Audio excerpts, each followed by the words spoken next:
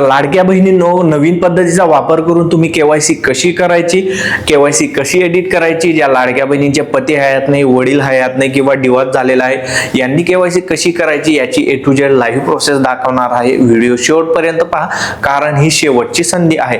एकदा जर का केवायसी सबमिट केली नंतर तुम्हाला एडिट करता येणार नाही. तर चॅनलला पहिल्यांदा भेट दिली असेल तर फॉलो आणि सबस्क्राईब करून घ्या. असेच कामाचे व्हिडिओ मी तुमच्यासाठी घेऊन येत असतो. तर चला व्हिडिओला सुरुवात करूया. तर सुरुवातीला आपण पाहणार आहोत ज्या लाडक्या बहिणींचे पती हयात आहेत, ज्यांचं लग्न झालेलं आहे, तर त्यांनी केवायसी कशी करायची. लाडकी बहीण योजनेच्या वेबसाईट वरती या, वरती 3 डॉटवर क्लिक करा. जर तुम्ही मोबाईल मधून प्रोसेस करत असाल, खाली डेस्कटॉप साइड मोड ऑन करून घ्या आणि या ठिकाणी क्लिक करा. येथे लाभार्थी महिलेने आधार नंबर टाका, कॅप्चा टाका, मी सहमत आहे यावर क्लिक करून ओटीपी पाठवा. आलेला ओटीपी टाकून सबमिट करा. येथे 2 ऑप्शन असतील, विवाहित आणि अविवाहित. तुम्हाला विवाहित ऑप्शन सिलेक्ट करायचा आहे. येथे परत 3 ऑप्शन असतील. तुमचे पती हयात आहेत, निधन झालं आहे किंवा घटस्फोट झाला आहे. आता ज्यांचे पती हयात आहेत तर त्यांनी केवायसी कशी करायची ते पाहणार आहोत. त्यानंतर पुढची स्टेप मी तुम्हाला सांगणार आहे.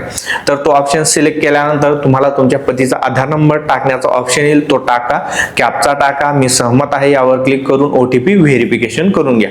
त्यानंतर या ठिकाणी तुम्हाला कॅटेगरी निवडायची आहे. आता इंग्रजी मराठीमध्ये कोणत्या कॅटेगरी काय म्हटलं जातं ते दिलेलं आहे, ते सिलेक्ट करा. येथे ए आणि बी 2 ऑप्शन आहेत. दोघी ठिकाणी नाही करायचं आहे, एकदा तुम्ही वाचून घ्यायचं आहे. आधीची जी केवायसी केली होती तुम्ही त्यावेळेस दोघी ऑप्शन वेगळे होते, आता 2 ऑप्शन वेगळे आहेत, नाहीतर तुमच्या मनात कन्फ्युजन निर्माण होईल. त्यानंतर खाली येथे टिक मार्क करा. तुम्ही खरी माहिती दिलेली आहे असं तुमच्याकडून टिक करून घेतली जात आहे. माहिती खोटी आढळली तर तुमच्यावर कारवाई होईल आणि पैसे सुद्धा वसूल केले जातील, ही गोष्ट लक्षात ठेवा. सबमिट बटनावर क्लिक करा आणि तुमची केवायसी होऊन जाणार आहे. आता आपण पाहूया ज्या लाडक्या बहिणींचे पती हयात नाही किंवा घटस्फोट झाला आहे त्यांनी केवायसी कशी करायची. सेम वेबसाईट वरती या, येथे क्लिक करा, लाभार्थ्याने आधार नंबर टाका, कॅप्चा टाका, मी सहमत आहे यावर क्लिक करून ओटीपी पाठवा. आलेला ओटीपी टाका, सबमिट करा. आता या ठिकाणी तुम्हाला विवाहित अविवाहित 2 ऑप्शन दिसतील. विवाहित या ऑप्शनवर क्लिक करा आणि येथे तुमचा घटस्फोट झाला आहे तर तो ऑप्शन निवडा आणि किंवा पती हयात नसतील तर तो ऑप्शन निवडा. आणि या ठिकाणी तुम्हाला पतीचा आधार नंबर टाकण्याचा ऑप्शन येणार नाही, डायरेक्ट हा शेवटची स्टेपचा ऑप्शन येईल. या ठिकाणी तुमची कॅटेगरी निवडायची आहे. त्यानंतर ए बी दोघी ठिकाणी तुम्हाला नाही हा पर्याय सिलेक्ट करा. एकदा तुमच्या परिस्थितीनुसार तुम्ही वाचून घ्यायचं आहे. त्यानंतर येथे टिक करण्याचा ऑप्शन येईल. 2 ठिकाणी दोघी ठिकाणी टिक करायची आहे. त्यानंतर सबमिट करा, केवायसी होऊन जाईल. आणि केवायसी झाल्यानंतर 31 डिसेंबरच्या आधी तुम्हाला घटस्फोट झाल्याचं प्रमाणपत्र किंवा मृत्यू दाखला अंगणवाडीमध्ये जमा करायचा आहे. ही केवायसी तुमची कंप्लीट झाली. आता जे अविवाहित आहेत त्यांनी वडिलांचा आधार नंबर टाकून केवायसी कशी करायची किंवा ज्यांचे वडील हयात नाही त्यांनी केवायसी कशी करायची ते पाहूया. यासाठी सेम प्रोसेस आहे. परत लाभार्थ्याने आधार नंबर टाका, कॅप्चा टाका, मी सहमत आहे यावर क्लिक करून ओटीपी पाठवा आणि तुमची स्वतःची केवायसी करून घ्या. त्यानंतर येथे विचारलं जाईल विवाहित अविवाहित. येथे अविवाहित हा ऑप्शन सिलेक्ट करा. येथे परत 2 ऑप्शन येतील, वडील हयात आहेत का किंवा वडिलांचे निधन झाले आहे का. आता जर तुम्ही वडील हयात आहेत हा ऑप्शन सिलेक्ट केला तर तुम्हाला वडिलांचा आधार नंबर टाकून व्हेरिफिकेशन करून घ्यायचं आहे.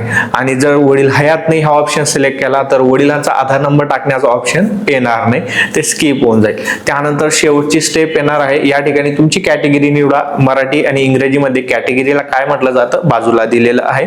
आता ए आणि बी दोघी ऑप्शन मध्ये नाही निवडायचं आहे. एकदा तुम्ही वाचा आणि तुमच्या पद्धतीने तुम्ही हो किंवा नाही करू शकता. आता खाली टिक करण्याचा ऑप्शन येईल.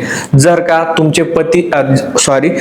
तुमचे वडील हयात नसतील तर खाली ऑप्शन येईल की तुम्हाला तुमच्या वडिलांचा मृत्यू दाखला तुमच्या जवळच्या अंगणवाडीमध्ये 31 डिसेंबर पूर्वी जमा करायचा आहे. त्यानंतर दुसरी टिक करायची आहे ज्यामध्ये तुम्ही माहिती देत आहेत ती खरी आहे. खोटी आढळली आल्यास, जर कधी खोटी आढळली तर तुमच्यावर कारवाई होईल. दोघी ठिकाणी टिक करा आणि सबमिट करा.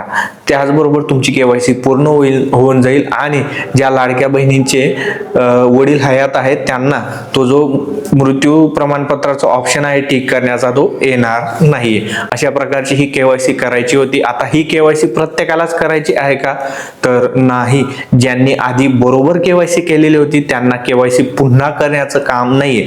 ज्यांच्याकडून आधी केवायसी चुकलेली आहे त्यांनीच परत केवायसी करा.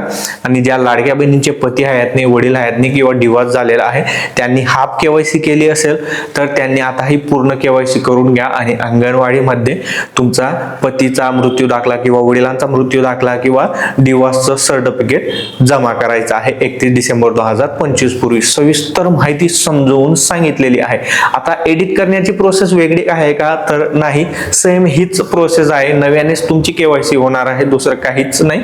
आणि जर का तुमची कॅटेगरी चुकली असेल तर तुम्ही नवीन केवायसी करा. तुमचे आधीचे जे हो नाहीचे ऑप्शन होते ते चुकले असतील तर नवीन केवायसी करू शकता. प्रत्येकाने केवायसी करण्याचं काम नाहीये. जर बरोबर केवायसी केले असेल तर केवायसी परत करू नका. आणि केवायसी करताना अडचणी येत आहेत कारण केवायसी वेबसाईट वरती आता लोड आलेला आहे. कधी OTP सेंड होत नाहीये, कधी ते हो किंवा नाही या पर्यायावर क्लिक होत नाहीये. तर अशा प्रकारचे जे एरर आहेत, प्रॉब्लेम आहेत तर ते येतीलच कारण खूप लोड आहे. व्हिडिओ तुम्हाला आवडला असेल तर लाईक शेअर नक्की करा आणि असेच कामाचे व्हिडिओ पाहण्यासाठी फॉलो सबस्क्राईब करा. Take care.